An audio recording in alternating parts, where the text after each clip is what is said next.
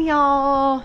It's about 7:30 here, and I wanted to give y'all a little bit of an update on something that I showed y'all a while back, and I absolutely love it. A kitchen composter.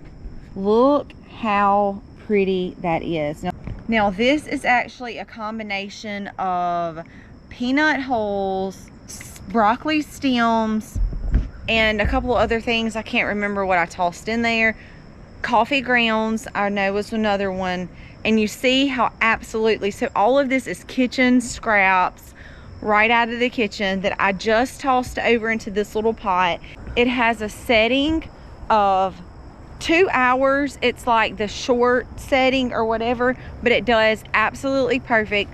I'm fixing to add it in to my bed of freshly planted seeds, but I am very, very happy with this little kitchen composter.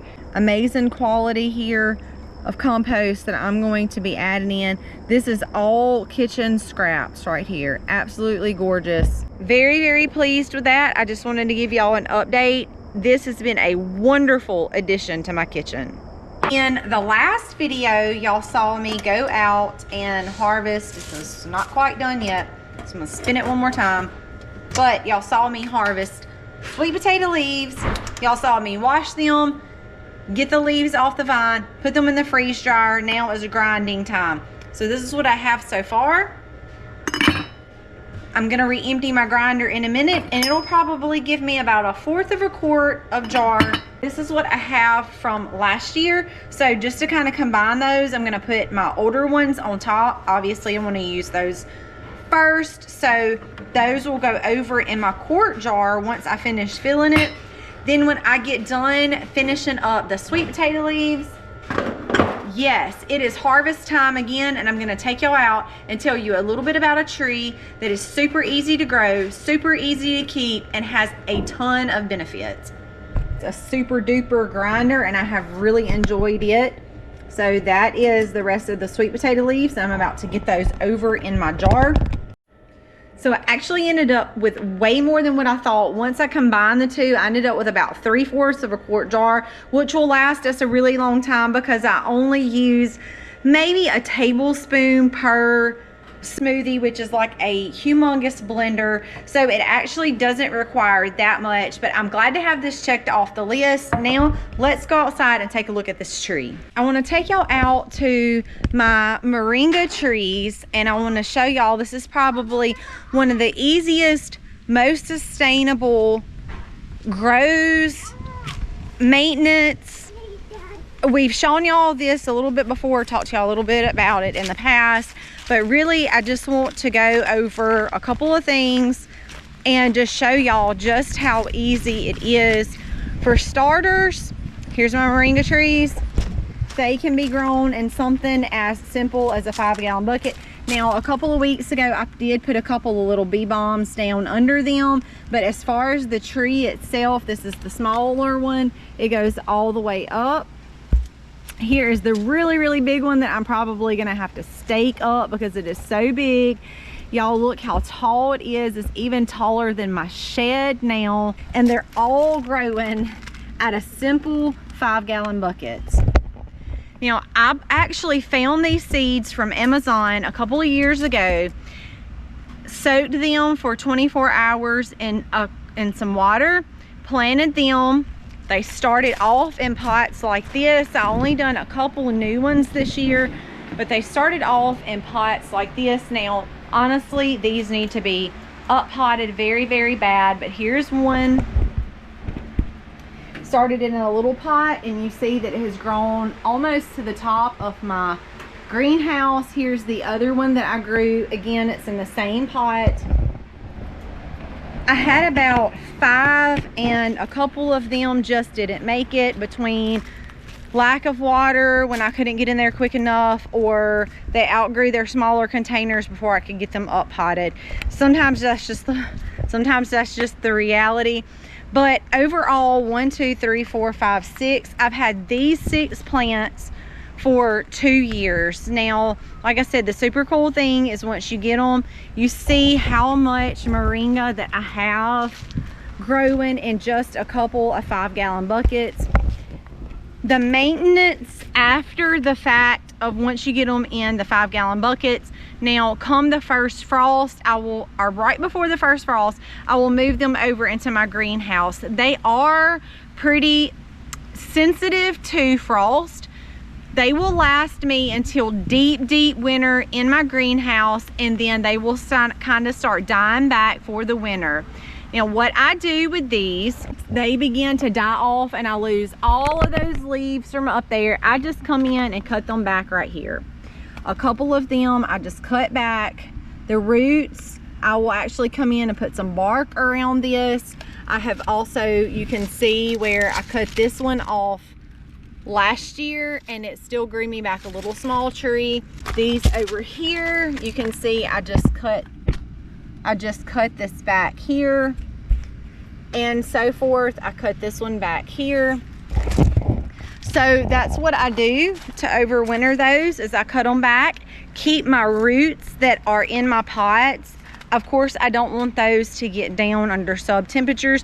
So if you have a garage, you have a barn that stays fairly insulated, even if you have a little grow area within your house, if you live up north, it would be good to maneuver. If you're going to maneuver pots in and out, you can maneuver that pot again right in with those pots just to protect those roots, because last minute you will think these are not going to grow back, and boom, they grow back. Root is down, it will shoot off and regrow.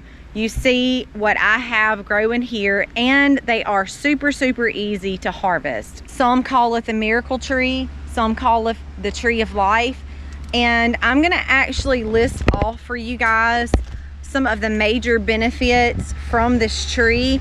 Moringa contains many essential compounds: vitamin A, vitamin B1, vitamin B2, vitamin B3, vitamin C, calcium, potassium, iron, magnesium, and phosphorus.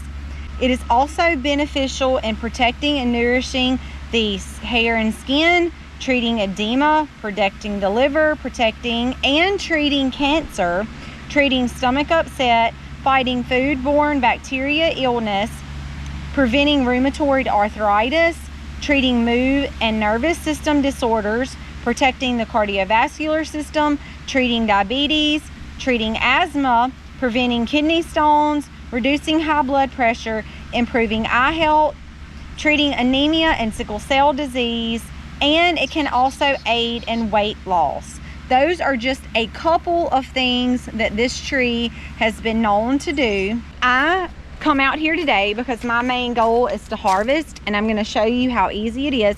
This color should have been harvested a long time ago. I don't want this one, so we're just going to drop this one right over into my compost. But they are literally that easy to harvest. Like I mentioned, these I'm just going to be dropping in my compost because they should have been harvested a little while ago. I have just a couple like that will allow me to clean my tree up, just a couple. The rest of these really nice green ones like this, it is just as easy as breaking that stem off. I'm going to go inside, give these a rinse, give them a spin in my salad spinner, and then they're going to go in the freeze dry. And we're literally going to be repeating the same process that I did with my sweet potatoes. If I didn't have a freeze dryer, my next best option would be a dehydrator. Once they come out of there, I'll put them down in my grinder, turn them into powder. These can be put in capsules as well. I have a couple of kids that can't swallow capsules, so I usually like to just add the powder down into our smoothies, and my kids cannot even taste it. But they're getting the benefits of the Moringa tree. With all that, it took me just a couple of minutes. Oh, let me show you my trees now, because they got a real nice haircut. Y'all see how much that is? That is a lot of Moringa, and if you actually price out the capsules or the powder, it is kind of expensive. So if you have the option to get the seeds are less than what you can buy a bottle of capsules for. Drop them down in some 5-gallon buckets. If you have bigger containers, that's even better. Just be able to move those. And you see my trees got a really nice haircut. I couldn't reach the rest of those up there because it's just too high. But that's okay. This is a super nice harvest. So it literally took me just a couple of minutes to get these. And I'm just gonna give them a nice spray, a nice toss in my salad, spinner, pop them over in my freeze dryer. Again, if you don't have a freeze dryer, I realize that comes with a pretty hefty price tag as well. A dehydrator will be just fine. You will have the option and opportunity to take your moringa, either powder it for something like smoothies. Some people eat it, you can just eat it fresh, although that's a whole lot to eat fresh, or you can put it in capsules yourself. The options are endless, and you know nothing was sprayed on them. You know what kind of fertilizer went in on your moringa, and you're able to reap the wonderful benefits of having moringa literally right at your back door. This was right at my back door. Y'all see that? They're not the easiest to germinate either, but they're not extremely difficult. But once you get them and you can take care of their roots, they just keep coming back. I like to plant something that is going to continue to give to me for a long time, and moringa is definitely one of those plants. So I was able to fill the freeze dryer this time, and this actually will be done in about 24 hours. The sweet potatoes were actually done in less, so it's not going to take that long, and we'll be turning these into powder as well. The girls are icing my wannabe macaroons. I've actually made these. These are my this is my fourth time, and I have to admit, they are so frustrating to make. So the first time we made them, or I made them, they cracked. The second time, they were absolutely perfect. They rose, they were the right texture, there was no cracks. I was like, I've got this thing figured out. Then I made them again. The third time, they cracked. And this time, you can see that they didn't, let me see. Yeah, so they didn't crack, but they didn't rise either. So they went flat, and they're kind of dense. They're good. So I'm like, yeah, they have a really good taste. Well, they should. They're like nothing but sugar. So the girls are icing the cookies. They're going to be, we'll call them dessert, but we're not going to even label them macaroons because they are very hard to make. We're also going to have chili tonight. So I whipped us up a pot of chili. The kids were like, it is too hot to be eating chili. And I'm like, I just need something different. So I whipped us up a pot of chili, and in the oven is some homemade bread. I'm actually going to cut the center out of those, and they're going to be like mini bread bowls. So that is supper tonight. What happened to your arm? Tell them what happened to your arm. Tell them what happened. I got stung. What'd you get stung by? A yellow jacket. A yellow jacket. So his arm is pretty swollen. It's warm and tender. Just hold your other arm up.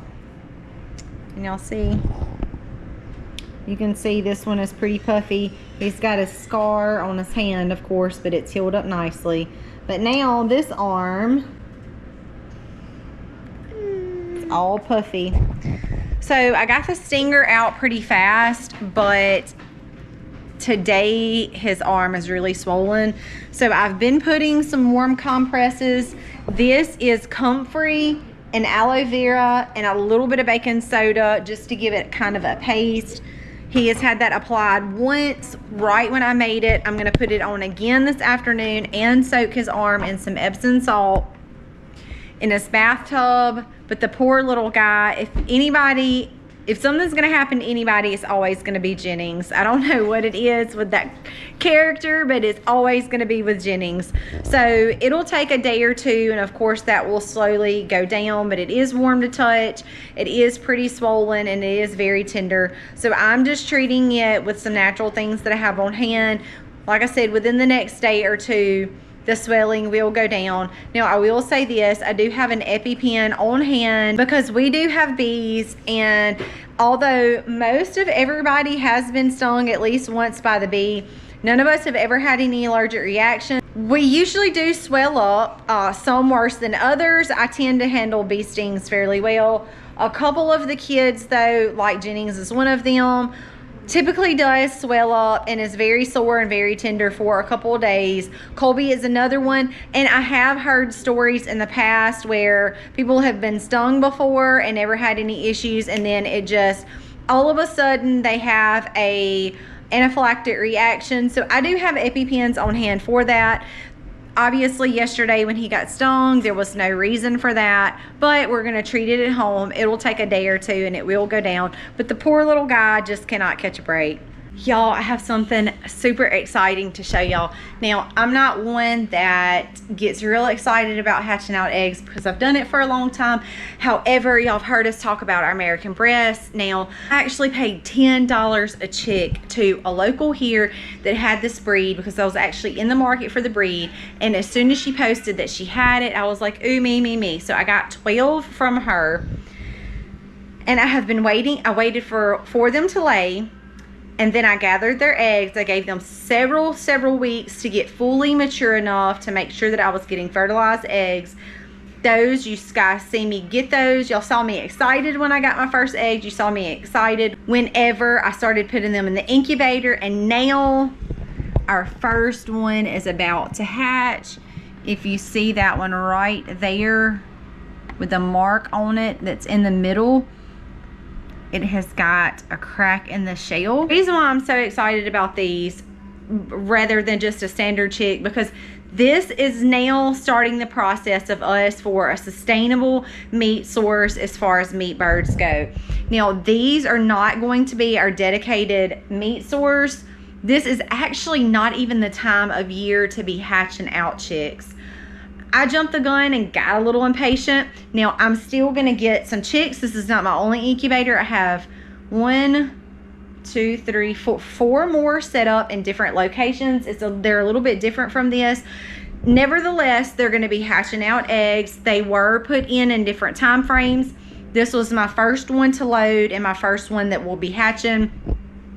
Now, what my goal is with these as far as to build up a sustainable flock that will lay more than, I'm up to 6 laying hens now. I told y'all I knew for sure I had 5 laying hens. I knew for sure I had 5 roosters, but a couple of them were a little questionable because their cones were a little bit bigger and they were a little bit bigger, but I just couldn't tell for sure if they were going to end up being hens or roosters. Well, one for sure is a hen, so I know I for sure have 6 hens. When I'm ready to hatch out meat birds, they will double as layers, but when I'm ready to gather eggs for hatching out, I'm really gonna want more than 6 laying hens at a time. So that is my goal with this. Any roosters that come out of here, yes, will go to freezer count, and all of my hens will be my laying hens for my meat birds. So once I get ready to say, hey, I'm ready to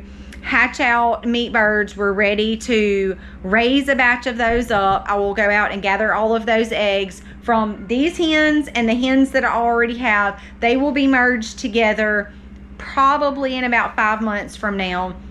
I will merge those together. These will lay, my 6 that I have out there will lay. I will gather all of their eggs, incubate those eggs, and all of those meat birds will go to freezer count. So it is very exciting that we have finally crossed that bridge, that we are a sustainable meat source on meat birds now. For many years, we dealt with Cornish cross and the frustrations of Cornish cross because they are not hardy birds. If it literally rains on them and they're not fully enclosed in barns, they're very needy, blah blah blah. Y'all heard me talk about all of that. They're just not for us. We want hardy birds. We want birds that we don't have to baby, we don't have to constantly pour feed to, and at any moment they could drop over dead. We don't want those kind of birds. So we have found that the American breast and the white Jersey giants are going to be what suits our family best. So yes, more hens hatching out. We're starting that main roll into sustainable meat source, and that is very exciting. I'm finishing off the day by picking my clean eggs out. Right now we are inundated with eggs. So if you're familiar with this, you know exactly what I'm talking about. If you're not, it's called water glassing eggs. It is a way to preserve your eggs without refrigeration for a shelf life for a really long time. I actually have a whole video on that, guys. Be sure to check that out if you're not familiar with that process. It does have to be farm fresh eggs that are not washed. Store-bought will not work. I have heard of people maybe coating the eggs in lard or a type of oil that's supposed to mimic the blooms. Personally, I cannot speak for that, like if those are store-bought eggs or whatever. I have only used farm fresh eggs, so if you're able to get those, and you want to put some eggs up, this is a wonderful way to do that. So I'm ending the day. I have this whole basket here and a couple more down there. I'm going to be filling up my jars so I can get those on the shelves, because you never know what might happen to your chickens, whether something gets in there, they may get sick, it can affect your whole flock. Or if they just get really moody in the winter and decide not to lay as many eggs, I have eggs put back for us through the winter so I don't have to go to the store and buy eggs. So we're gonna finish out our day doing an ancient method called water glassing eggs. So like I said, if y'all are not familiar with that, y'all be sure to check out my video, because I have step-by-step instructions on that video of what you would need to do. And until next time, I'll catch you then. Happy homesteading, y'all.